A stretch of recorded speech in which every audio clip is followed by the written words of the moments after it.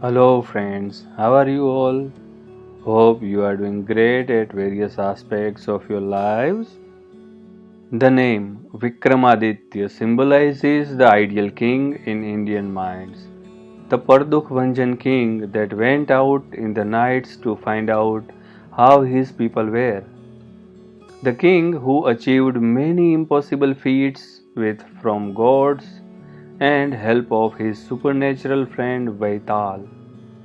The king who is a hero in so many folk tales spreading across Bharatvarsha and captured through numerous works of literature. And although some of these stories might be works of fiction, there is no doubt that Vikramaditya was a well-loved king and his reign of Avanti is immortalized through not only works of Kalidas including Meghadutam and Raghuvansham, but also through Vikram Samvat calendar that is still our way of marking time. So it was with a lot of interest that we picked up Sri Shatrujeet Nath's Vikramaditya Veergatha books. And if you have read or listened to the review of the first book in the series, The Guardians of the Halahal, you would know that we thoroughly enjoyed it. And with a lot of enthusiasm, we have gone on to reading the series for Team ThinkerViews. As promised, here is a review of the second book in the series, The Conspiracy at Meru. Now let us take a look at the cover page of the book, The Gateway to the Virtual World Explored Within. As you can see, in a very deep background, a mighty warrior-like sage having a dand in his hand is looking towards something with all the rage he can have. You can also see a lot of objects below it. It includes mountains and many other elements that look very tiny. It not only emphasizes the persona of the character but also gives you hint about the conspiracy that is running at Mount Meru. Telling more than this will be including spoilers. In terms of cover page, we can say that it is a little bit inspired from Greek art in terms of exploring a human body, but or otherwise a really attractive cover page that will welcome any book browser towards it. Now let us take a bird's eye view of the book plot. At the end of the first book, we left Ujjaini victorious but broken. Multiple attacks from Devas and Asuras had left the city battered and its citizens are dealing with incredible amount of loss of people and property.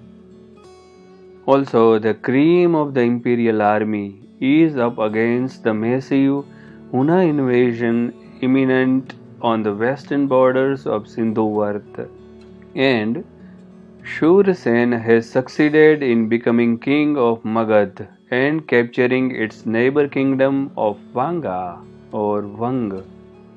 He is now definitely a threat to the alliance of Sindhuvarth kings led by Samrat Vikramaditya. Carrying on these threats, the Devas have finally realized that they underestimated the courage and power of Vikramaditya and his Council of Nine. So, Indra has gone to Alaka to seek Kubera's help, deciding to use cunning and sorcery rather than brutal strength. Shukracharya carries on to hide his identity and is staying on in Ujjaini as the healer. He discovers that his regeneration spell during the battle with Maruts have woken up the power of 9 peers, and the councillors are getting more powerful every day. While he has an idea on where the dagger with Halahal is hidden, Shukracharya has so far not been able to find a way to retrieve it. In order to buy time, Shukracharya asks Hiranyaksh to attack Amravati, knowing that Indra is away and such an attack will keep Devas busy on home front and hence not looking for the dagger. However, unbeknownst to both Shukracharya and Indra and Sachi's son Jayant has decided to call on the primordial serpent dragon Ahi and let it loose on Ujjaini.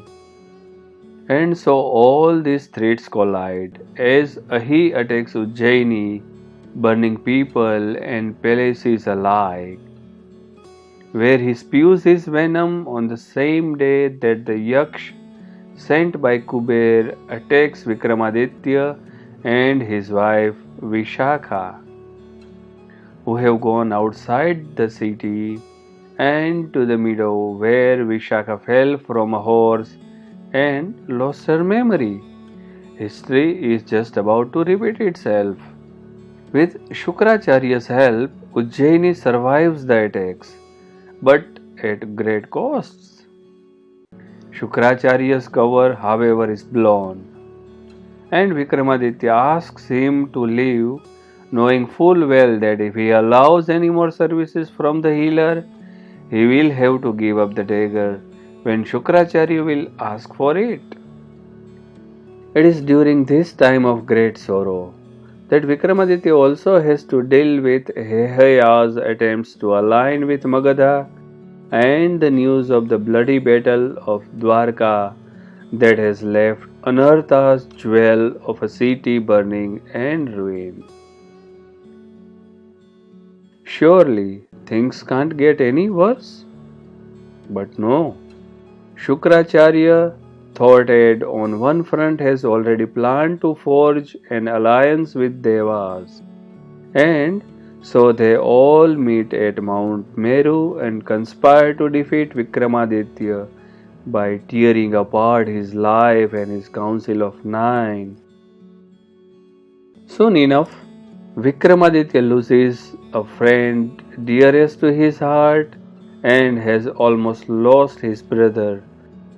Will he lose the trust of not only his councillors but his people too? And now about my views and reviews for this book. I have outlined the plot only briefly to keep the spoilers at bay in this saga, involving so many narrative threads and characters. Because the author moves on from one to the another narrative, giving us glimpses into what the characters are facing and then providing the background of the events. The story keeps up a tight pace and keeps moving forward.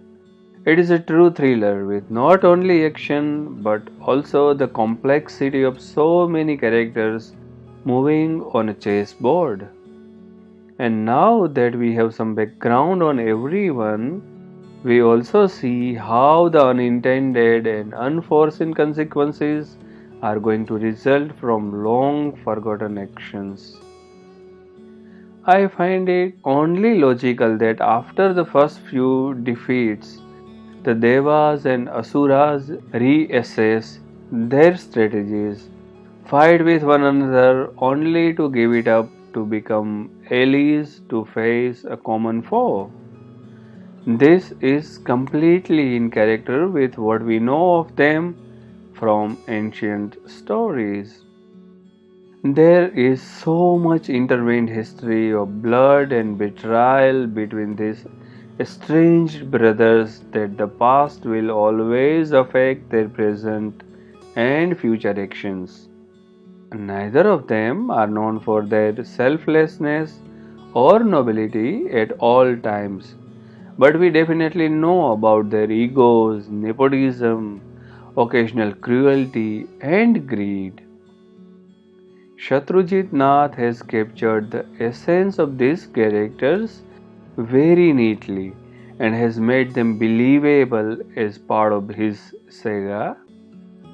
Being human is sometimes preferable to being such immortals with questionable morals, and so it is that we can't help but love and admire Vikramaditya and his council. Although Vikramaditya is not always on center stage of this book, we are always aware of his presence through every single scene. He is the source of power and inspiration for his entire kingdom.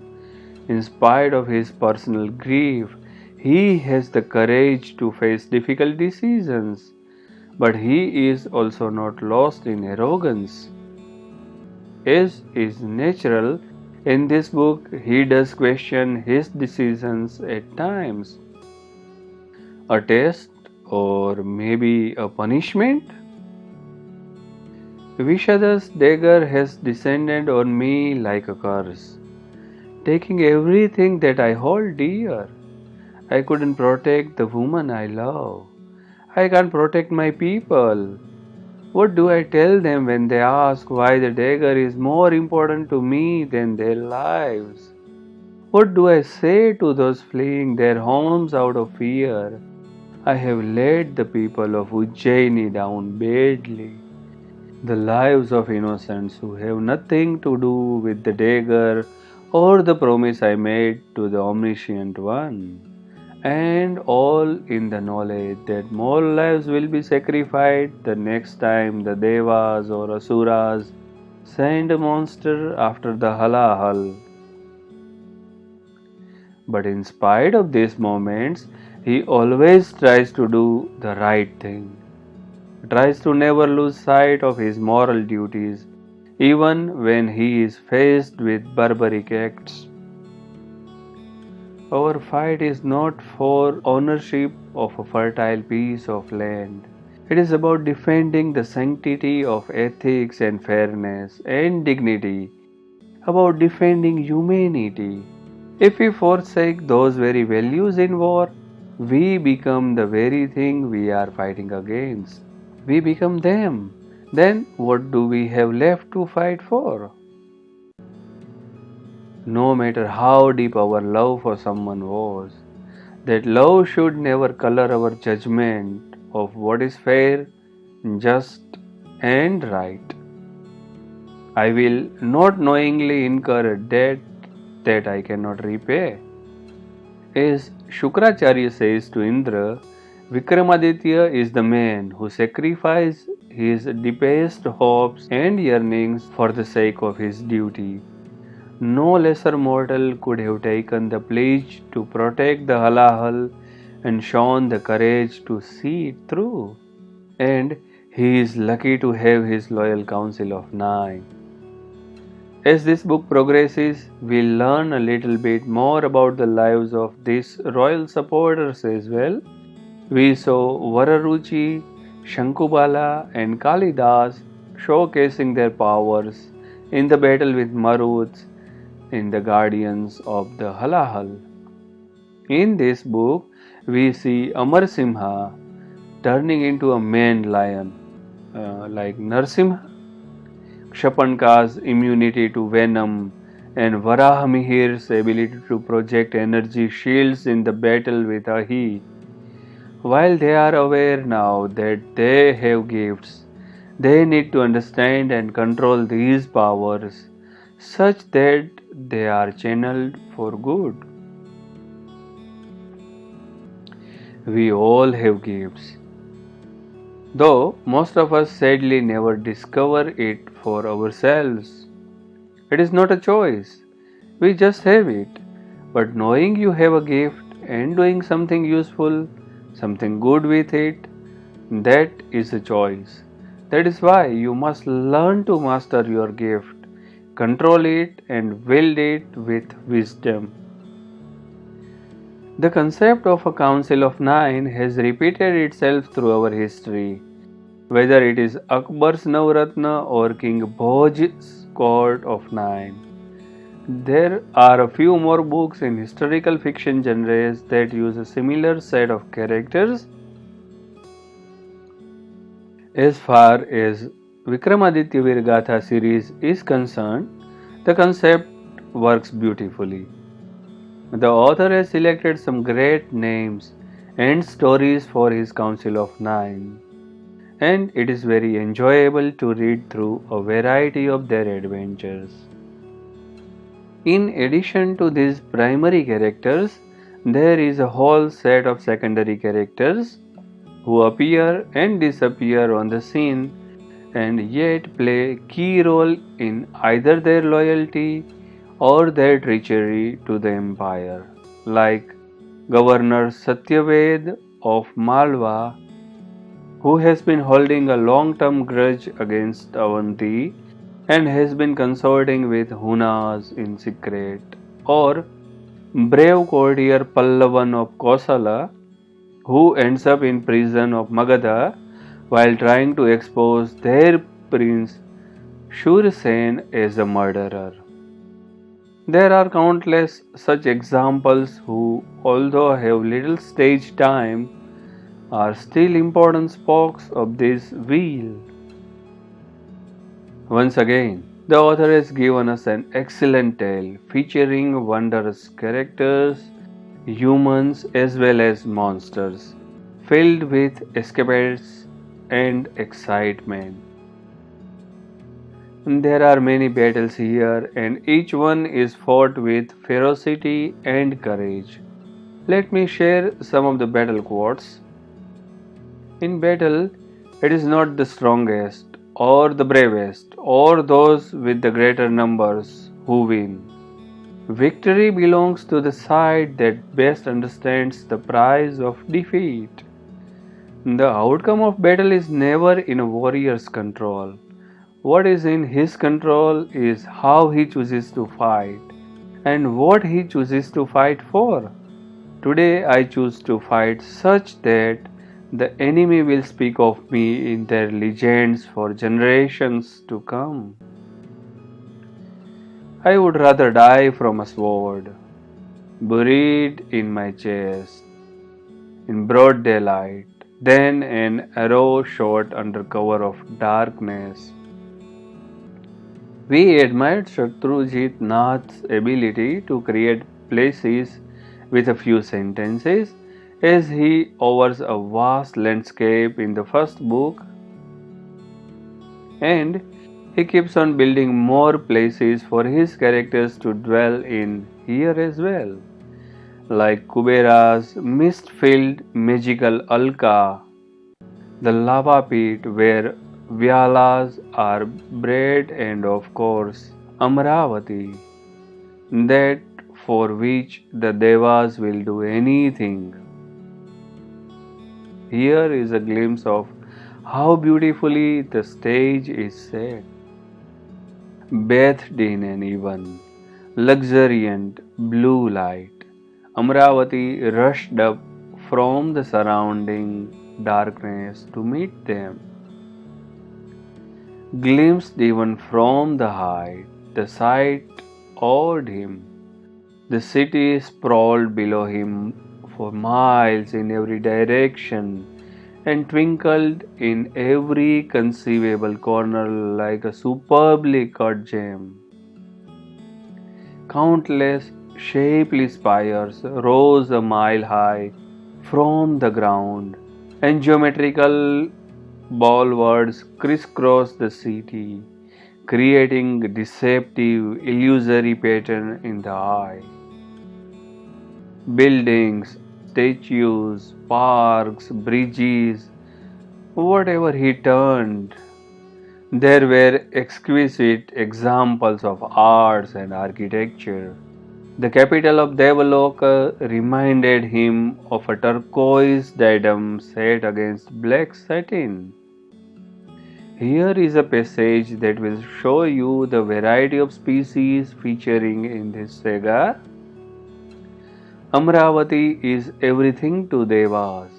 They allowed their own father to walk away with the Asuras so they could keep Amravati.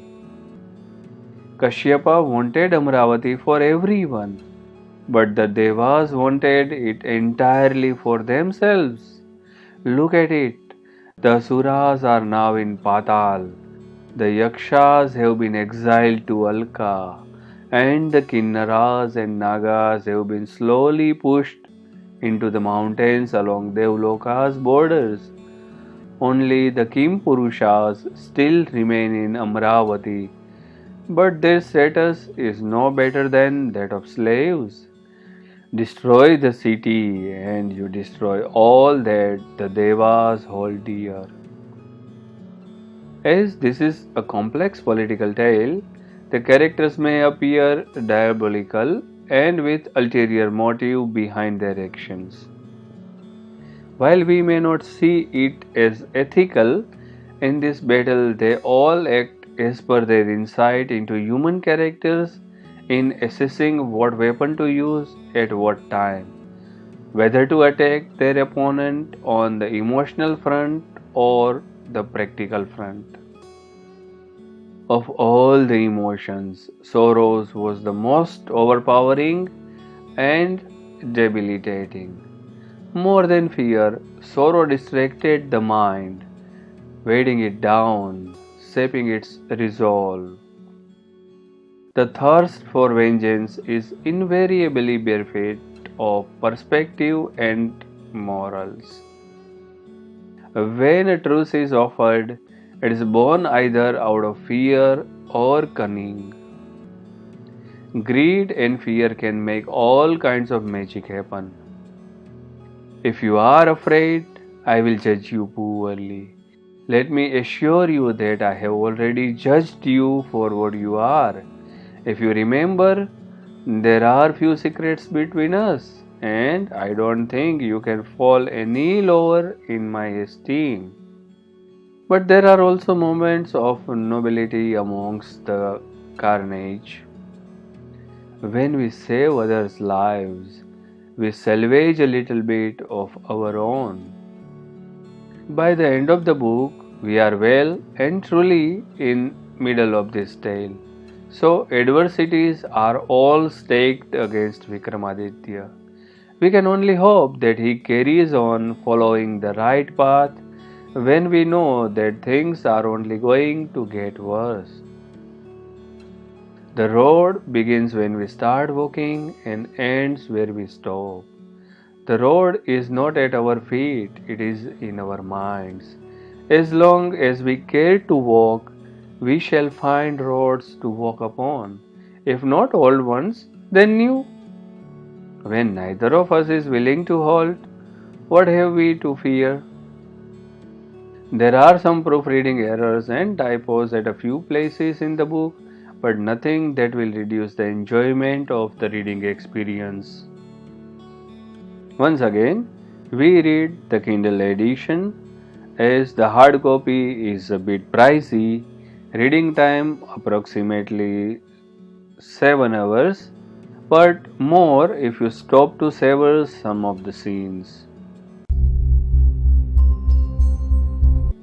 In summary, it is an excellent thriller with mighty characters and multiple legends that occasionally will make you hold your breath.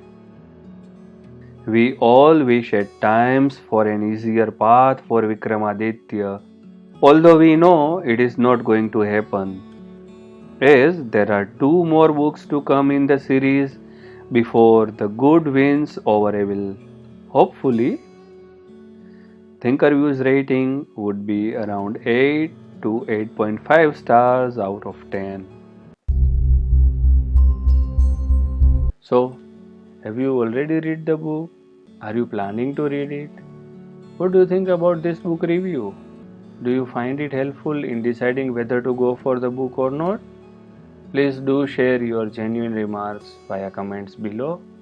If you have enjoyed listening to the review, please hit the like button and do not forget to share it with your friends and other fellows whom you think such reviews interest more. Till we meet with our next podcast, Bye bye. Take care. Namaskar.